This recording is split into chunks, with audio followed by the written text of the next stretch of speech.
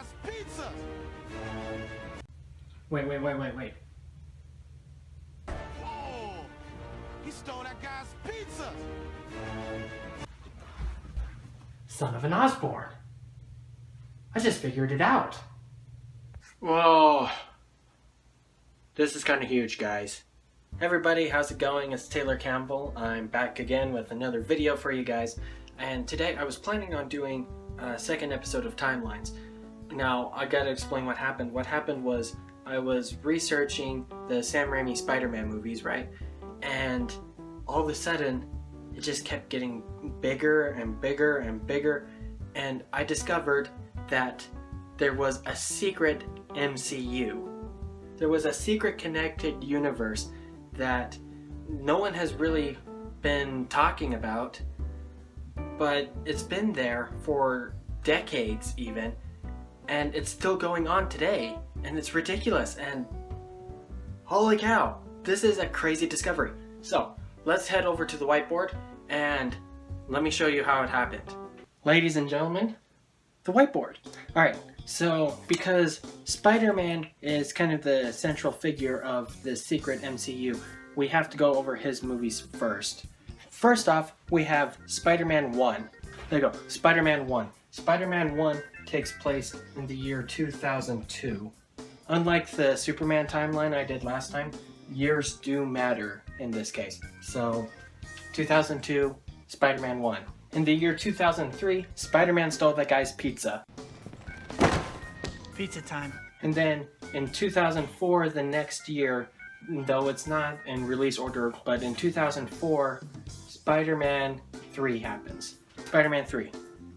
And that happens in 2004. Alright. So the base Spider-Man movies. Next thing to note, there was MTV Spider-Man, or Spider-Man the New Animated Series. It was meant to be a sort of sequel to the first movie. So that will come down here and create what I'll call the MTVerse. The MTV-verse, actually. Yeah, so that's what's going to come down here and create the MTV-verse. Yeah, so it's supposed to be a sequel to the first Spider-Man movie, but it doesn't fall in line with Spider-Man 3 or 2. Good? You with me so far? Great. It's going to get more complicated. Now, each of these movies in the Spider-Man universe takes place over several months. So, the video game tie-ins to these movies are canon, and they are important to how all of this fits together. So I'll outline video games in green. There we go. Video games outlined in green.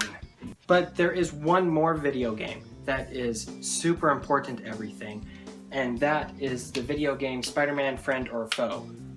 Now, this game was meant to be very silly, but it was also meant to be a love letter to the Sam Raimi movies, as well as some other movies. Other movies are brought up in it, and that only proves, in my mind, that they take place on this main timeline. But it's not my only piece of evidence, don't worry. Yeah, and this continues onwards both in this direction and in that direction. Next piece of information to note that is super important is the novelization of Spider-Man 1. Yeah, so the novelization adds in more details that are important to understand to fit this whole universe together. And one of those details is what Stan Lee was doing. You remember Stan Lee had a very, very, very short cameo in Spider-Man 1, and in the novelization, it brings up what he was doing. He was selling sunglasses. Not just any sunglasses though, he was selling sunglasses specifically like the ones the X-Men had only a couple years earlier. X-Men takes place in this universe. X-Men deserves its own timeline video because that thing is complicated as all out. So I'm not going to bother trying to explain them all. I'm just going to throw them up here on the board and the years that they take place in. So there we go. Put in the X-Men movies, or at least the really important ones. So we have X-Men in 2000, X-Men 2 in 2003, X-Men 3 in 2005, Wolverine in 2013. First Class takes place in 1962. Days of Future Past Oh, Days of Future Past. It takes place in 1973. It creates good future and it creates bad future. All this stuff happens in good future, but also lots of it happens in bad future. We're not going to worry about the bad future. We're going to worry about the good future only. X-Men Apocalypse in 1983 in the bad future. Also, another important thing to note is that X-Men, it's not even X-Men, that the movie Logan implies that all of the X-Men movies were based off of comic books that were based off of real events. So they were a little bit different. So I call this the real verse, and Logan takes place in that in the year 2019. Not 2019. 2029. Sorry. The X-Men movies take place here, but that's not all. More stuff happens here. So in the novelization of Spider-Man 1, Peter Parker also mentions that his parents were secret agents that were working with some secret government agency. He also mentions that Captain America is real. But let's slow our roll here. Let's talk about his parents first. There was a direct-to-TV movie that was released in 1998 called Nick Fury and the Agents of S.H.I.E.L.D. Now, I'm implying this happens because the novelization talks about Peter Parker's parents, but also in Friend or Foe, told you this was going to be important. In Friend or Foe, one of the main story plots is that Spider-Man has been recruited by S.H.I.E.L.D. This is a parody of the Spider-Man that appeared in the movies, so S.H.I.E.L.D. must exist in these movies in order for it to exist in Friend or Foe. So, 1998, Nick Fury and the Agents of S.H.I.E.L.D. Okay, there we go, Agents of S.H.I.E.L.D. Next important thing that is worth mentioning as far as another movie goes is that one of the main themes of these movies has to do with creating a super soldier. In Spider-Man 1, we have Oscorp that is trying to create a super soldier by using like bloodstream and muscle enhancing technology. In X-Men, we know specifically from X-Men Origins that Wolverine was meant to be a super soldier, and this was happening through the methods of adamantium implant. Now, of course, when we talk about super soldiers, the main super soldier everyone wants to talk about is Captain America, and he exists in this universe. There's a 1990 Captain America movie that was all about him being a super soldier, you know, basic Captain America stuff, and how no one has been able to replicate the Captain America serum to make a new super soldier. But people have been working on it, and they've had multiple companies working on making it happen for the government. 1943 is Captain America's origin in that movie. And then in 1990, we have Captain America coming back from his suspended animation.